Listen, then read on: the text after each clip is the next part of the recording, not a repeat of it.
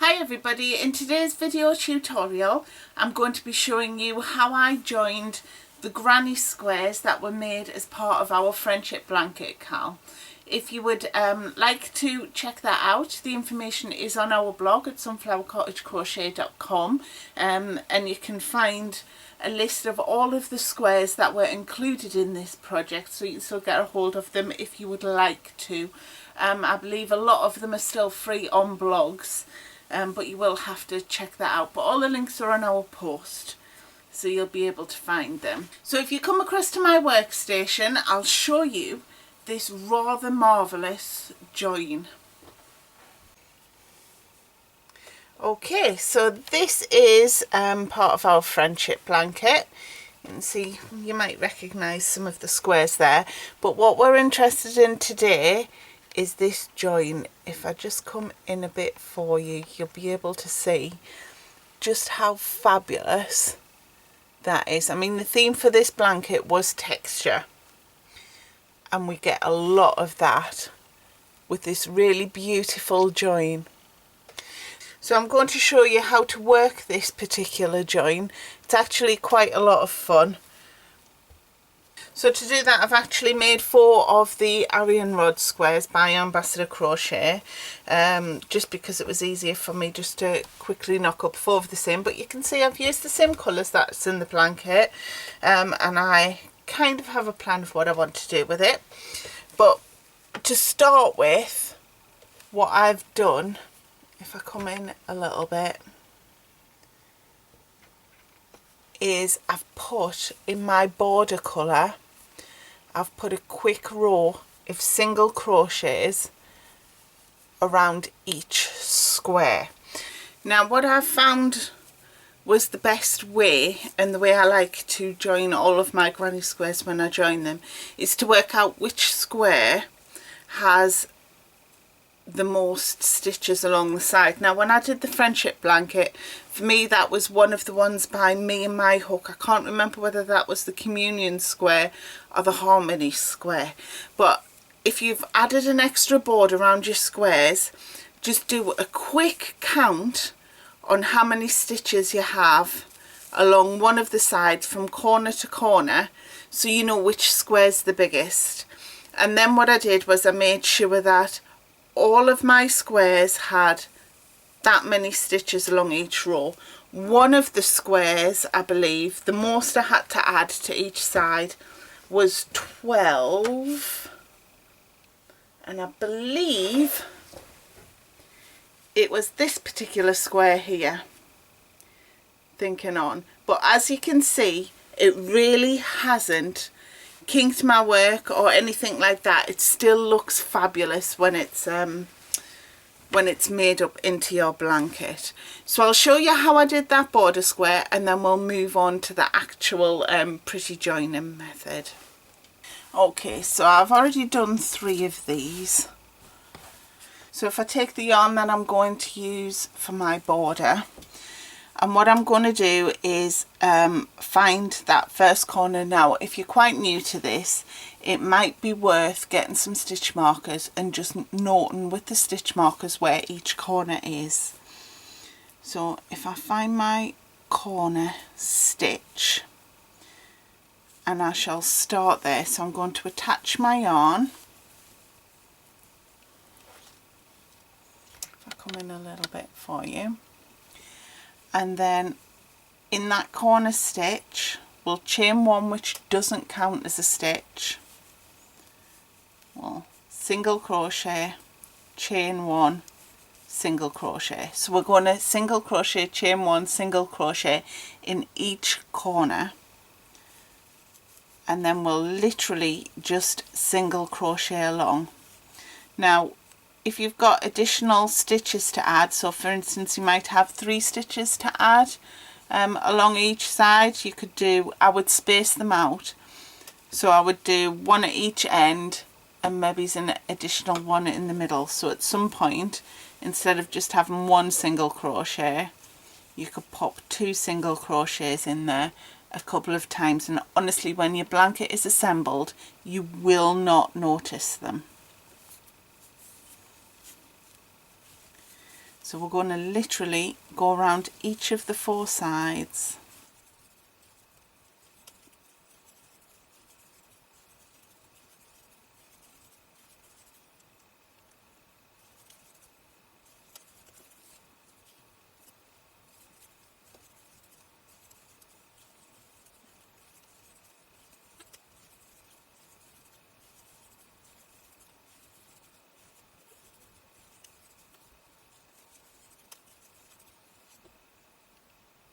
And then when we reach the corner, we will remember to single crochet, chain 1, single crochet in that corner, and then continue to single crochet along to the next corner and work it exactly the same until we get to the end of the square, at which point we will slip stitch to join and fasten off. So then when you're finished, you have this lovely edging. You know, you've got the same number of stitches along each side of your square, which will make this this join that I'm about to show you much easier to work. Okay, so to do the zigzag slip stitch joining method, basically there's a couple of things we need to remember. First of all, handy hint, you might want to put stitch markers in each of your corner chain ones, because that's where we're going to start. Secondly, there is a right and a wrong side to this stitch, so you want to be working with the right side facing you. If I show you with the blanket that I've made, you can see that this side with the beautiful texture is the top, but on the underneath it looks quite different. So you need to make sure you're doing right sides together. Right sides up. The other point to note is that where you basically need to decide your layout of your squares before you do this, because we're working 2 rows at a time and we're going to do all of the vertical lines, and then we come back after we've assembled all of the vertical lines on the blanket and do the horizontal ones. So to do this, the zigzag slip stitch method, first thing you need to do is work a slip stitch. Your hook for every stitch will go in from the top to the bottom of your work, so we need to be finding that chain 1 space to start with, hook from the top down to the bottom and pull through that slip stitch, and then tighten it up.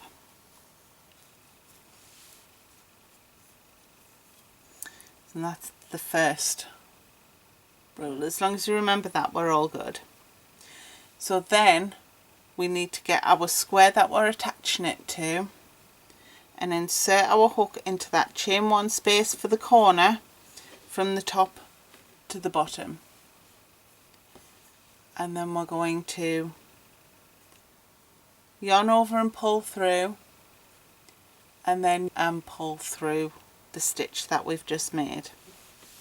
So that was worked on this side. Now we need to do the same thing with the next available stitch on the darker square. So we'll insert our hook from the top to the bottom, wrap our yarn, pull through, and then slip stitch. And then we move to the square opposite and we'll look for that next stitch that's available. Shall I come in a little bit closer so you can see? We're looking for that next available stitch. We'll insert our hook from the top to the bottom, wrap our yarn, pull through. So we've got 2 loops on our hook. Oops. And then we'll pull through that first loop, and that's that side done. And then we need to do the same thing with the next available stitch on the darker version. So always insert your hook from the top to the bottom, yarn over, pull through, and then pull through. You need to make sure that you're not making these slip stitches too loose. So insert our hook into the next stitch on the opposite square, yarn over, pull through, and then pull through, and then moving back to the other square. So we're literally going to do that all the way down.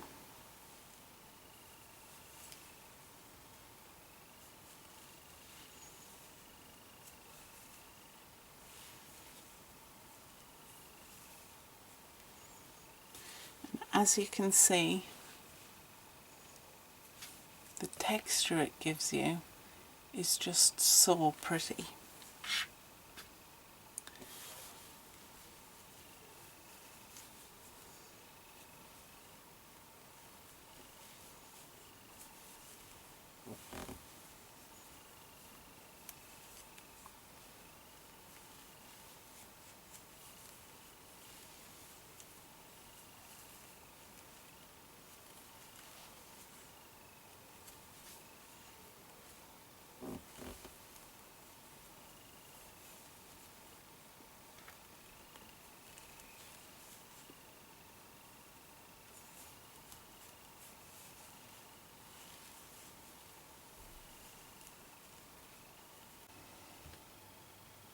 So then when we've done all of the vertical lines, we'll turn our work and we'll work the horizontal lines. So we do that in exactly the same way. So I'm going to start with a slip stitch, grab my hook, and I'll just make that a little bit smaller. And then we'll look for those corners, those chain one spaces at the corner.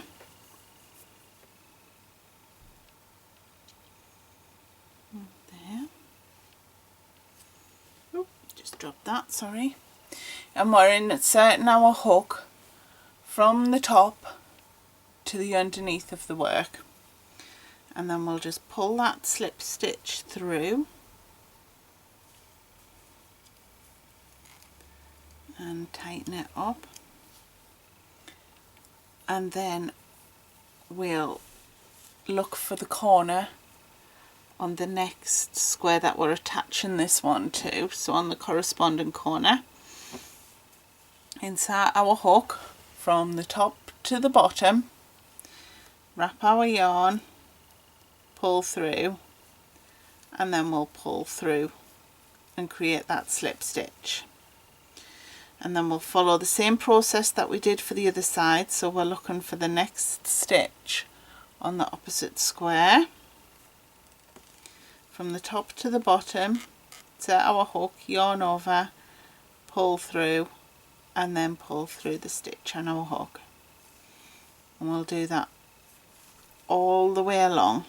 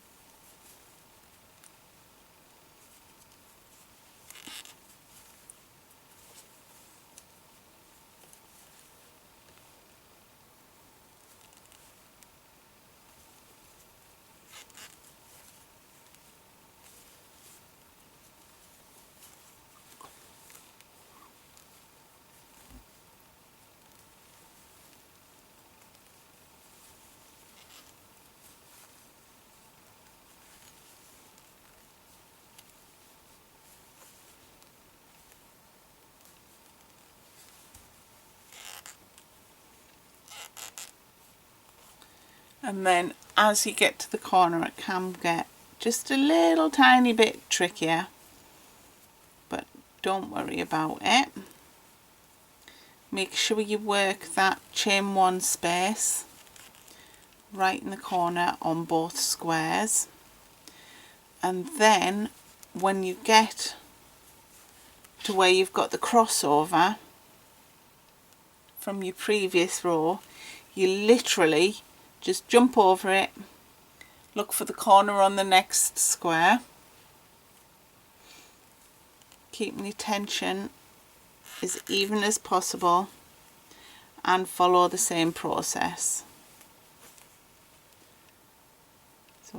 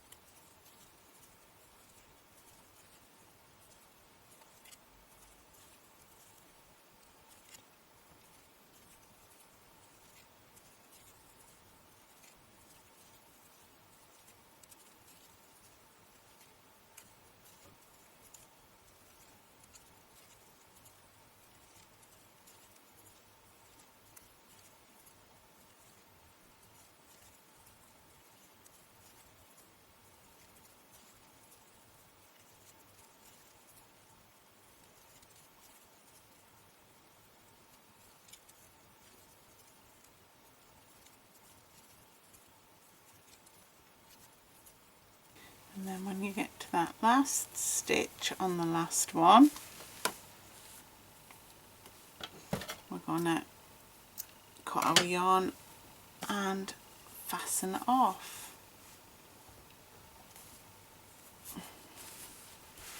And that is how we do the zigzag slip stitch join. Isn't it really pretty? I think it's one of my most favourite join for squares. Thank you very much for joining us today. If you haven't already subscribed to our channel, do please consider it. Hit subscribe and that little bell icon to be notified of every update and new tutorial or pattern that we post. Take care guys. Bye.